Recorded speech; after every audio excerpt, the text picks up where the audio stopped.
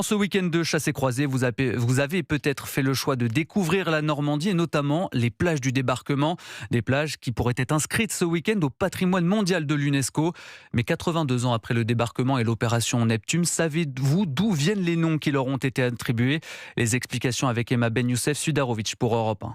Utah, Omaha, Sword, Gold, Juno, ce sont les 5 noms de code choisis par les Américains, les Anglais et les Canadiens pour brouiller les pistes des nazis.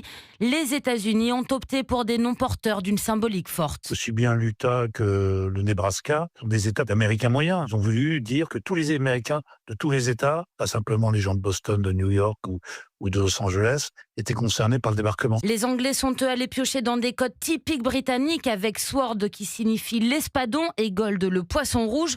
Pour le 5e point de débarquement, ils avaient initialement pensé à Jelly qui veut dire méduse en anglais, un nom de code finalement abandonné en raison d'un double sens malvenu. Jelly, c'est la confiture en anglais, et donc finalement, Churchill et surtout les Canadiens n'avaient pas apprécié de débarquer sur une plage qui aurait été surnommée confiture, et donc c'est pour ça que c'est un lieutenant-colonel de l'armée de l'air canadienne qui a donné le nom de son épouse. Juno, voici le prénom de l'épouse retenue pour la mission. Après la guerre, tous ces noms de code ont été gardés pour parler des plages normandes en mémoire du débarquement. Emma Ben Youssef Sudarovic pour Europe 1.